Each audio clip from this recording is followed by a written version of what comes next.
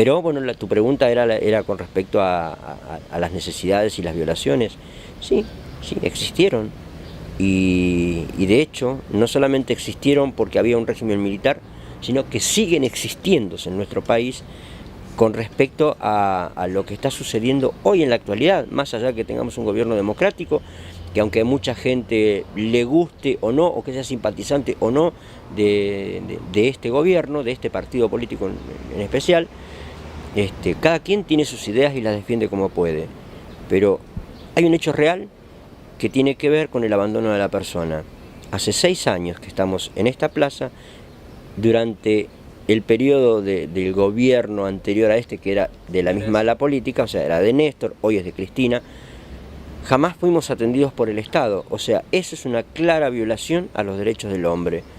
Y más en una causa tan noble y tan moral, honorífica, como es haber sido partícipe del conflicto por la soberanía de nuestro país. O sea, yo creo que el Estado debe una respuesta y mínimamente sentarse a dialogar con las personas que somos un grupo en estado de emergencia social.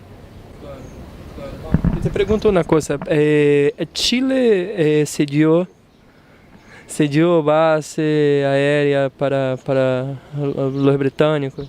Vos sabés que nosotros con 18 años y estábamos apostados en trincheras, no podíamos dimensionar cuán grande o cuán dañino podía ser la decisión o la participación de determinados países dentro del conflicto. Sí sabíamos que Brasil había declarado de no asistir a los ingleses en sus puertos, sabíamos que Perú había mandado aviones Mirage para participación del conflicto, y de repente nos encontramos con que Chile había participado asistiendo a Inglaterra, dándole las bases aeronavales, y de hecho un Sea King inglés piloteado por Richard Hatching, comandante de las fuerzas especiales, el tipo incursiona desde Punta Arenas, Chile, hacia Argentina, dejando comandos SAS y SBS en Punta Loyola, en las cercanías de Río Gallegos, donde muere el primer suboficial argentino, que es el sargento Zanagua, muere en combate contra los ingleses, y después deja otro grupo de comandos a la altura de la estancia Sarah Brown, que es a unos 5 kilómetros de la ciudad de Río Grande, en Tierra del Fuego. Ese tipo de acciones dejó muertos. O sea, hubo ingleses fallecidos y hubo argentinos heridos, específicamente en lo de Río Grande, ¿no? En Río Grande aparecieron cuerpos de ingleses tirados en los hospitales, y de hecho están enterrados en el cementerio de Río Grande, en parcelas que no tienen identificación. O sea, hubo acción bélica con la participación directa y la colaboración chilena. Los chilenos en aquella época también estaban en una dictadura militar, y ellos declarado esto por un general inglés, el cual hoy no recuerdo el nombre, lo debo tener anotado en algún lado. Un general inglés salió a declarar muchos años después del conflicto de que ellos hicieron lo imposible para que Argentina perdiera la guerra, por el temor de que si Argentina ganaba el conflicto por las Islas Malvinas, el temor era de que Argentina invadiera a Chile, como si Argentina fuese un país que estuvo en conflicto de guerra o fuera un colonizador. Ese temor insulso de cosas que no se entienden, ¿no?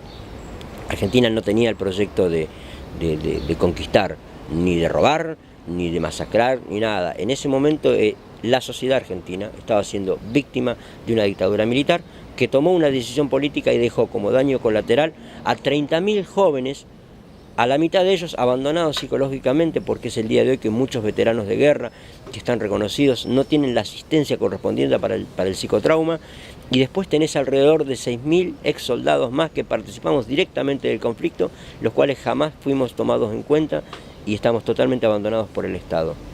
O sea, los militares y los políticos que siguieron en las arcas del poder de nuestro país ignoraron la situación y cuentan historias que no son reales.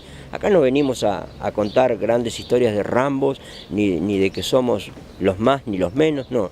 Acá hay un hecho real, que es que si a vos te llevan y te usan para un conflicto y hay una ley que te protege, el Estado debe acatar y respetar las leyes internacionales y debe reconocerte como lo que existe. nosotros fuimos usados, fuimos llevados, participamos en un conflicto, nos tiene que dar ese reconocimiento. Claro.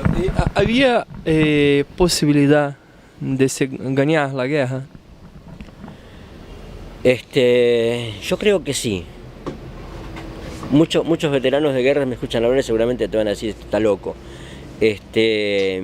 Yo creo que sí hubo posibilidades.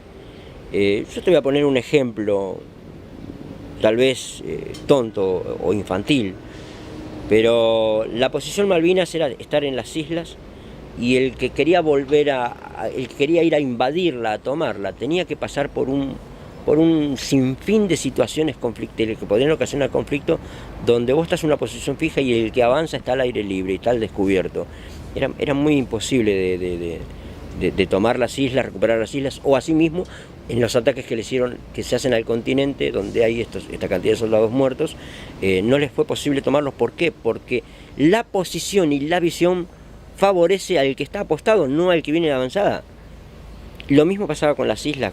Cuando ellos toman las islas es porque hubo una falta de estrategia militar, una falta de idoneidad para plantar realmente un sistema defensivo. Y es así que se les metieron por el lugar donde menos lo esperaban, por la bahía de San Carlos, y empezaron a recuperar terreno, y eso fue lo que ocasionó enfrentamientos directos con algunos regimientos de nuestro país, con los comandos ingleses, paracaidistas ingleses.